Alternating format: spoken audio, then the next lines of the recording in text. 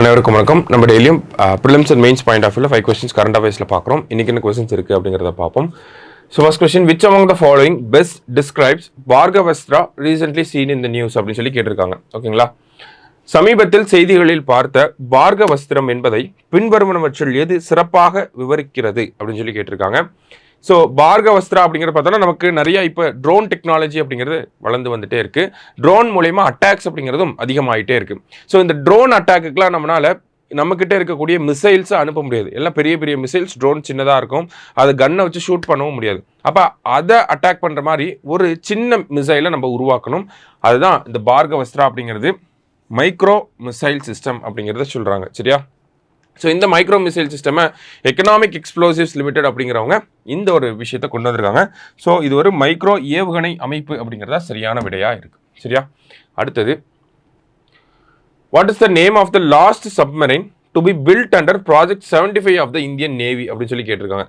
இந்திய கடற்படையின் திட்டம் 75 கீழ் கட்டப்பட்ட கடைசி நீர்மூழ்கி கப்பலின் பெயர் என்ன? மொத்தம் 6 கப்பல்களை கட்டியிருப்பாங்க. அதில் 6வது கப்பல் பேர் என்ன அப்படின்னு பார்த்தோன்னா ஐஎன்எஸ் வக்ஷீர் அப்படின்னு சொல்லுவாங்க. நம்மளுடைய பிரதமர் இந்த ஐஎன்எஸ் வக்ஷீர் அப்படிங்கிறத லான்ச் பண்ணியிருக்காரு. சரிங்களா?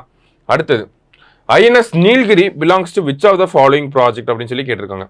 ஸோ ஐஎன்எஸ் நீல்கிரியை பொறுத்த வரைக்கும் ப்ராஜெக்ட் 17A எந்த திட்டத்தை சார்ந்தது அப்படின்னு பார்த்தோம்னா நமக்கு ப்ராஜெக்ட் 17Aக்கு கீழே உருவாக்கப்பட்ட முதல் போர்க்கப்பலாக இருக்கக்கூடியது தான் ஐஎன்எஸ் நீல்கிரி அப்படிங்கிறது. இதையும் நம்ம பிரதமர் லான்ச் பண்ணியிருப்பார். இது மட்டும் இல்லாமல் ப்ராஜெக்ட் 75 17Aக்கு கீழே ஐஎன்எஸ் நீல்கிரி, ப்ராஜெக்ட் 15B கீழே ஐஎன்எஸ் சூரத் அப்படிங்கிறதையும் லான்ச் பண்ணியிருப்பார். சரிங்களா?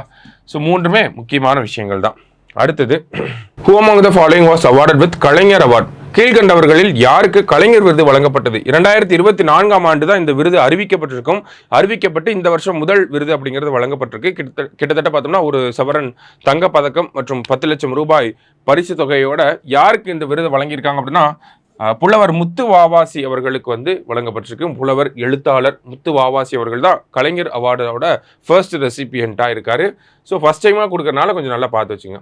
கடைசியாக, consider the following statements. Rat coal mining is still prevalent in northeast India. National Green Tribunal banned it in 2014. வடகிழக்கு இந்தியாவில் எழித்துளை சுரங்கம் இன்னும் பரவலாக உள்ளது. பசுமை தீர்ப்பாயம், தேசிய பசுமை தீர்ப்பாயம் 2014 இதை தடை செய்தது. ஸோ ரேட் கோல் மைனிங் அப்படிங்கிறது பார்த்தோம்னா நமக்கு ஃபர்ஸ்ட் வேர்ல்டு வார் டைமில் யூஸ் பண்ணது. ஓகேங்களா? இப்போலாம் மைனிங் பண்ணுறதுக்கு ட்ரில் பண்ணுறாங்க, அந்த மாதிரியான மெக்கானிக்கல் திங்ஸ்லாம் இருக்குது. இருந்தாலும் இந்த ரேட் கோல் மைனிங்னா என்னென்னா, எப்படி ஒரு எலி நமக்கு கிரவுண்டில் ஓட்ட போட்டுகிட்டே போகுதோ அதே மாதிரி மனிதர்களை வச்சு கொஞ்சம் கொஞ்சமாக சுரங்கம் மாதிரி தோண்டிக்கிட்டே இருப்பாங்க. சரிங்களா? இதுதான் ரேட் கோல் மைனிங் அப்படின்னு சொல்கிறாங்க.